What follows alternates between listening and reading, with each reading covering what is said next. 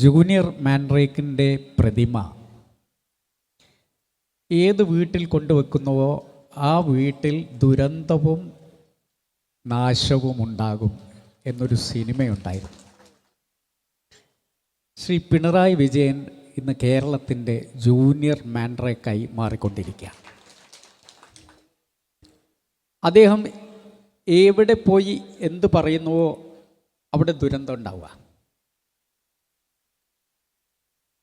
അദ്ദേഹം പറഞ്ഞു, എല്ലാ കപ്പലുകളും ഇനി നമ്മുടെ പോർട്ടുകളിൽ, പ്രത്യേകിച്ച് വിഴിഞ്ഞം വന്നതോടുകൂടി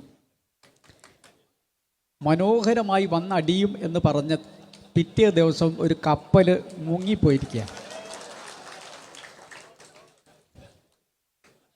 അദ്ദേഹം ദേശീയപാതയിൽ പറഞ്ഞു, ന്യൂയോർക്ക് പോലെ തോന്നുന്നു എനിക്ക് എന്ന്.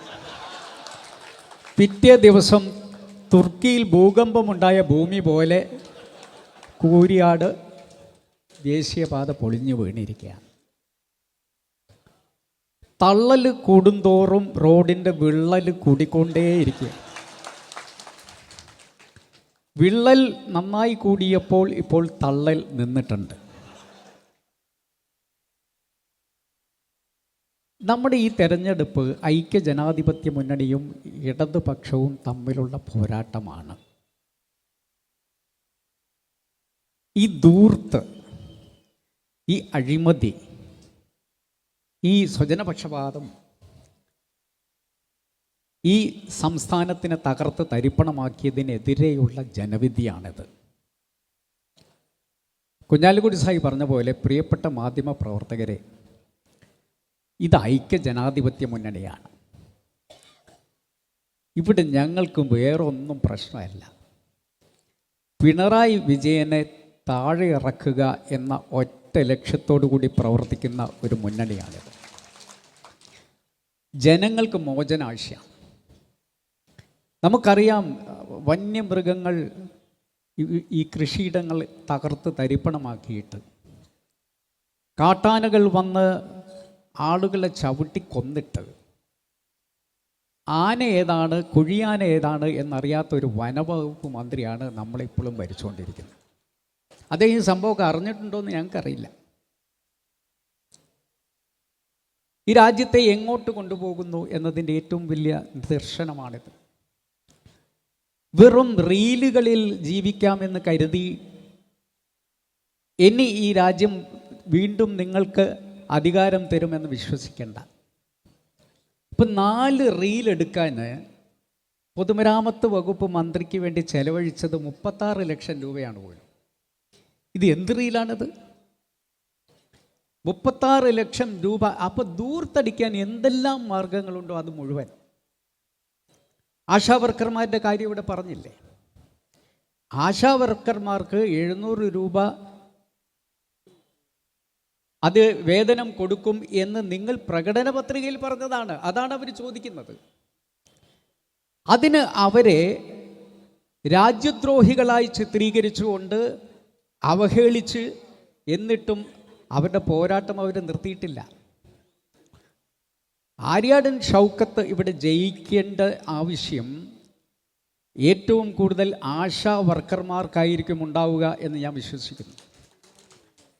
അതുകൊണ്ട് ഇടതുപക്ഷത്ത് ഇതുവരെ നിന്ന ആശാ വർക്കർമാരുടെ വോട്ട് മുഴുവൻ ആര്യാടൻ ഷൗക്കത്തിനുള്ളതാണ്. അംഗൻവാടി വർക്കർമാരുടെയും ഹെൽപ്പർമാരുടെയും വോട്ടുകൾ മുഴുവൻ ആര്യാടൻ ഷൗക്കത്തിനുള്ളതാണ്. കാരണം ഈ ഇടതുപക്ഷത്തെ ഇറക്കാൻ അപ്പുറത്തുള്ള ഒരു സ്ഥാനാർത്ഥിക്കും സാധിക്കില്ല. അത് ആര്യാടൻ ഷൗക്കത്തിനെ സാധിക്കൂ എന്ന് ഉറച്ചു വിശ്വസിക്കുന്ന ബുദ്ധിയുള്ള ഒരു വലിയ സമൂഹം ഇവിടെയുണ്ട്. അതുകൊണ്ട് ഞാൻ ദീർഘിപ്പിക്കുന്നില്ല. ഞാൻ പഞ്ചായത്ത് മന്ത്രിയായിരിക്കുമ്പോൾ ഞങ്ങൾ സൗത്ത് ആഫ്രിക്കയിലേക്ക് ഒരു സംഘം പോവുകയുണ്ടായി.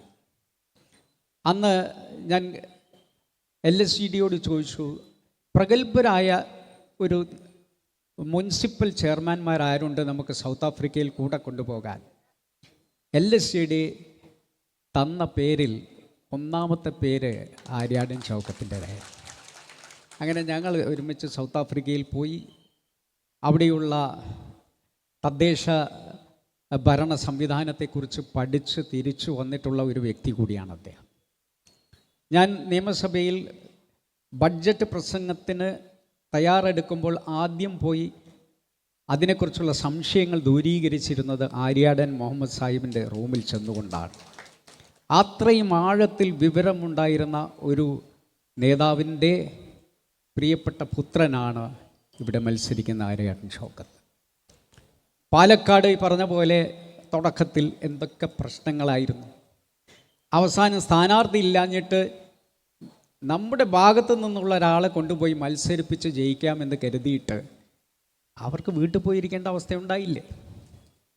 വടകരയിൽ നിങ്ങൾ ശൈലജ ടീച്ചറെ കൊണ്ടുവന്നിട്ട്, ഈ രാജ്യത്തെ ഏറ്റവും വലിയ ടീച്ചർ അമ്മയായി നിങ്ങൾ കൊണ്ടുവന്നിട്ട് അവരെ തിരിച്ചയച്ച് ഷാഫി പറമ്പിൽ ഇവിടെ വന്നിരിക്കുന്നുണ്ട്. പാലക്കാട് നിങ്ങൾ ശ്രമിച്ച ശ്രമത്തിൻ്റെ ഭാഗമായിട്ടുള്ള രാഹുൽ മാങ്കൂട്ടവും ഈ വേദിയിലെത്തിയിട്ടുണ്ട്. അതുകൊണ്ട് പ്രിയപ്പെട്ട സ്വരാജ്, നിങ്ങൾക്ക് യാതൊരു പോറലുമേൽക്കാതെ നിങ്ങളെ വീട്ടിലെത്തിക്കുന്ന കാര്യം ഞങ്ങൾ ഏറ്റു എന്ന് പറയാൻ ഈ സന്ദർഭം വിനിയോഗിച്ചുകൊണ്ട് പ്രിയപ്പെട്ട ആര്യാടൻ ഷൗക്കത്തിനെ ബഹുഭൂരിപക്ഷത്തിൽ വിജയിപ്പിക്കണം എന്ന് അഭ്യർത്ഥിച്ചുകൊണ്ട് എൻ്റെ വാക്കുകൾ ചുരുക്കുന്നു. നന്ദി.